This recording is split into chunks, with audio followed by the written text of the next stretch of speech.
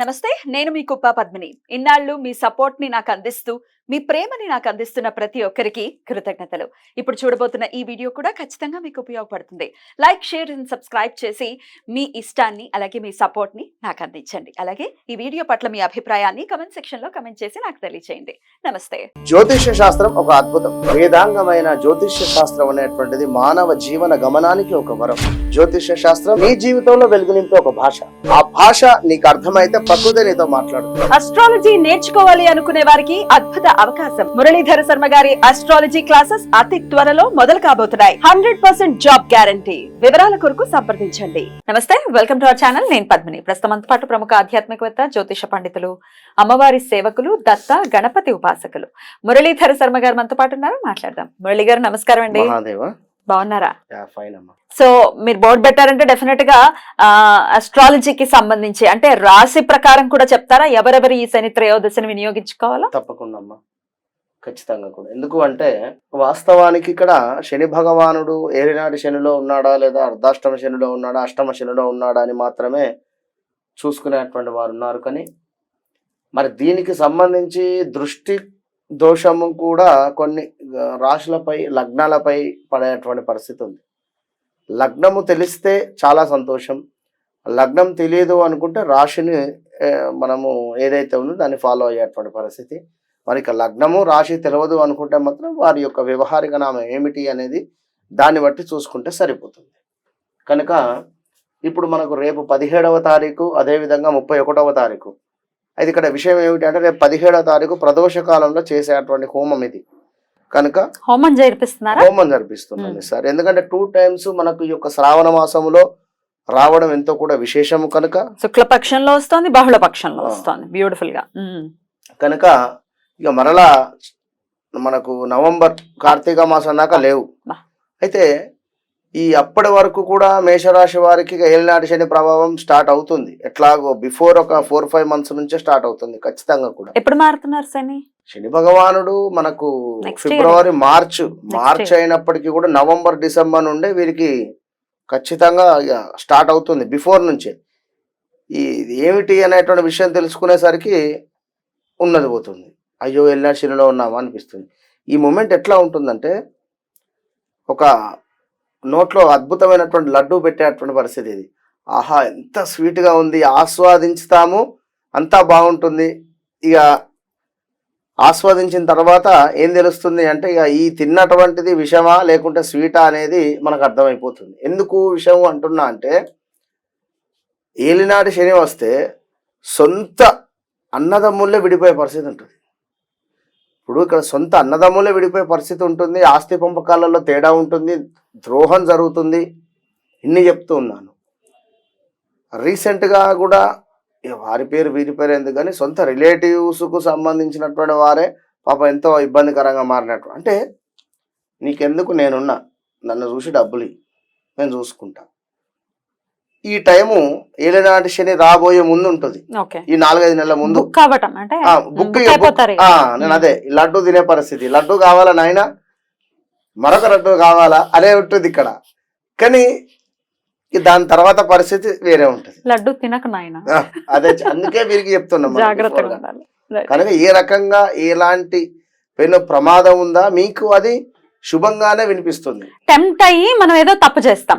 ఇది నేను చెప్పేది. ఇప్పుడు 2 కోట్ల ఇల్లు జనరల్ గా చెప్తున్నా. 2 కోట్ల ఇల్లు 20 లక్షలు డౌన్ పేమెంట్ కట్టండి, 1.5 కోటి మీకు లోన్ వస్తుంది. 1,80,00,000 లోన్ వస్తుంది.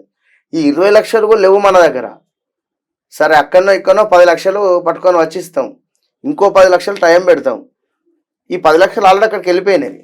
ఇంకొక 5 లక్షలు 6 లక్షలు అటో ఇటో సప్పో చేసుకొని వచ్చిస్తాం. దాని మీద లోను 1,10, 1,20 వస్తాయి. మిగిలిన పైసలు రావు. మిగిలిన పైసలు ఎట్లా? Question mark. వాడు ఏం చేస్తాడు? నువ్వు డబ్బులు కట్టావు, నాకు సంబంధం లేదు, అమ్మినా అయిపోయింది, నువ్వు తీసుకుంటే తీసుకో లేకుంటే లేదు. ఇప్పుడు ఏం చేస్తాడు? అగమ్య గోచరము. ఈ బంగారం పెట్టి ఉన్న బంగారం పెట్టి డబ్బులు పట్టుకొని వస్తేవి, ఉన్న పైసలు ఇక్కడ ఇస్తేవి. ఇప్పుడు ఏం చేయలేదు. ఇలాంటి సిచ్యువేషన్స్ ఎదురైతాయి. మీరు చూసుకోండి. ఇది ఒక్కటే ఉదాహరణ చెప్పిన నేను, ఇలాంటివి చాలా ఉన్నవి. కనుక బీ కేర్ఫుల్. ప్రత్యేకించి మేషరాశి వారికి చెప్తున్నారు. మేషరాశి, సింహరాశి, మేషరాశి, సింహరాశి, ధనురాశి, ధనురాశి, ధనస్సు, ధనస్సు అర్ధాష్టమ శని వస్తుంది. రైట్, ధనుసు రాశి కరెక్ట్, ధనుసు రాశి. అమ్మో కరెక్టే. వృశ్చిక రాశి వారు ఎన్ని ఇబ్బందులు పడ్డారో 21, 22, 23 నుండి ఇంకా ఈ 24లో కూడా పడుతున్నారు. వారికి విముక్తి ఈ స్వామి ఇటు జరిగిన తర్వాత వస్తుంది. గురువు గారు, పెద్ద గురువు గారిని విముక్తి పొందే వాళ్ళల్లో ఎవరెవరు విముక్తి పొందుతారో కూడా చెప్పండి. వృశ్చిక రాశి వారు విముక్తి శని వల్ల విముక్తి పొందుతున్నాడు, గాని అష్టమ గురువు అవుతాడు వల్ల. సరే, శని గురించే కదా మనం మాట్లాడుకునేది. వృశ్చిక రాశి ఇంకా ఇక్కడ చెప్పుదా వీరికి 2 రకాలు చెప్తా. వీడియో కొంచెం లెంత్ అయినా దయచేసి చూడండి. శని అష్టమ శని, మన ఇక్కడ వీరికి ఏదైతే అర్ధాష్టమ శని ఉందో వెళ్ళిపోతుంది. ఈ గురువు వీరికి సప్తమత్తులు 8కి వస్తాడు. 8కి వస్తే ఏమైతుంది? కోర్టు కేసులు, భార్యాభర్తలలో గొడవలు, లేదా మరొకటి ఏదో రకమైన ఇష్యూస్ వస్తాయి. ఇక్కడ 2 రకాలుగా ఉంటవి కనుక చాలా సత్కర్మలు చేసుకోండి, జాగ్రత్తగా ఉండండి. కర్కాటక రాశి వారికి కూడా అష్టమ శని పోతుంది. అష్టమ శని పోతుంది. వీరికి ఈ గురువు గారు 12కి వస్తాడు. మరి 12కి వస్తే ఏంది? దుబారా ఖర్చు, టెంప్ట్ అవ్వడం, కారు కొనుక్కుంటా అనడం, అపార్ట్మెంట్ తీసుకుంటా అనడం, ఇంకేదో అంటే మీరు మంచివారు అనుకుంటే మంచి ఫలితం వస్తుంది. కొంత ఏదైనా ఇబ్బందికరమైనటువంటి పరిస్థితులు ఉంటే మాత్రం ఇబ్బందికరమైన పరిస్థితులు చెప్పండి. ఓకే అండి. మరి రేపు ఏం చేయాలి, ఎవరెవరు ఏం చేయాలి అనేది చెప్పేసి ఒకసారి శని భగవాను దృష్టి ఒకసారి చూద్దాము. అలాగే, ఇది తృతీయ దృష్టి, అంటే 3వ దృష్టి. శని భగవానుడు తృతీయ దృష్టి మేషం మీద పడుతుంది. ఇక్కడ ఎట్ ద సేమ్ టైం చెప్పండి, శని భగవాను యొక్క చూపు మళ్ళీ సింహం మీదకి వస్తుంది. సప్తమ స్థాన దృష్టి.